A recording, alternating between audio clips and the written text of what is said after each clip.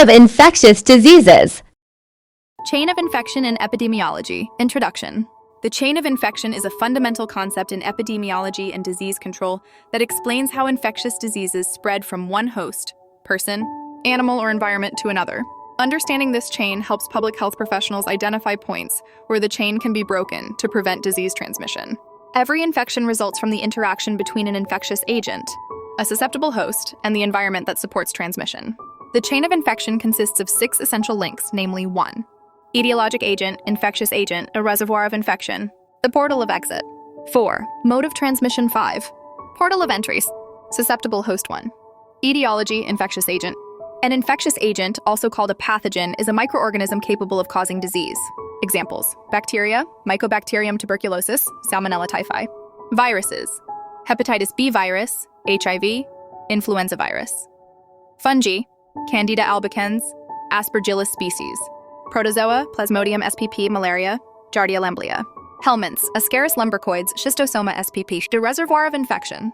A reservoir is any person, animal, arthropod, plant, soil, or substance where an infectious agent normally lives, multiplies, and reproduces so that it can be transmitted to a susceptible host. Types of reservoirs. Human reservoirs, e.g., the carriers of typhoid fever or hepatitis B. Animal reservoirs, e.g., dogs, rabies, rodents, Lassa fever. Environmental reservoirs, e.g., soil, tetanus spores. Water, cholera. 3. Portal of exit. The portal of exit is the path by which an infectious agent leaves the reservoir. Common portals of exit. Respiratory tract, coughing, sneezing. D. Tuberculosis, influenza. Gastrointestinal tract, feces, saliva, vomit, cholera, typhoid. Genitourinary tract, urine, semen, vaginal secretions. G. HIV, gonorrhea. Skin and mucous membranes, wounds, cuts, or bites. G. Hepatitis B, rabies. Blood through needles, transfusions, or insect bites. A mode of transmission.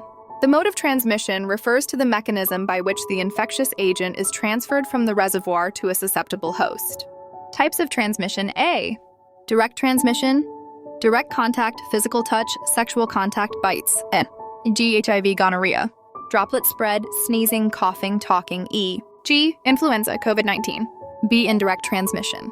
Airborne, spread through dust or droplet nuclei. A. Tuberculosis, measles. Vehicle-borne, via contaminated water, food, or objects. E. G. Cholera, hepatitis A.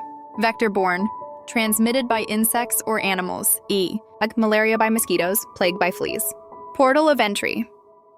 The portal of entry is the route through which an infectious agent enters a new host. Common portals of entry. Respiratory tract, inhalation of pathogens. Gastrointestinal tract, ingestion of contaminated food or water.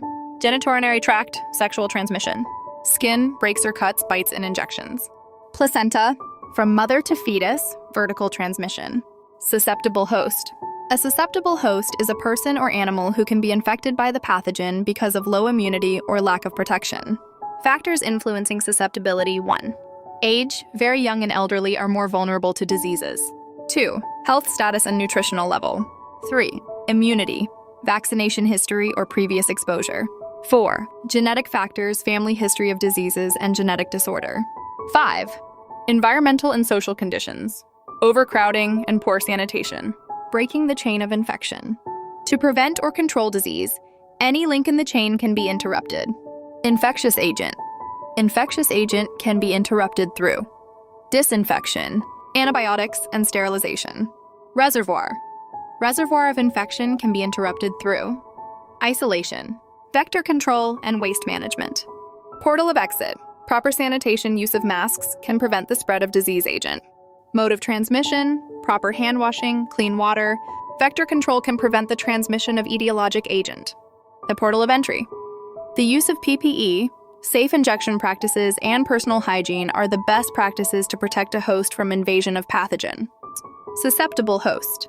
Vaccination, health education, and adequate nutrition can increase the level of an individual immunity. Conclusion.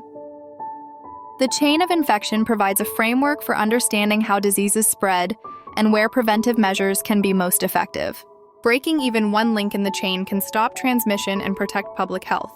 Therefore, epidemiologists, health workers, and community members must work together to identify, monitor, and interrupt these chains to control outbreaks and promote health.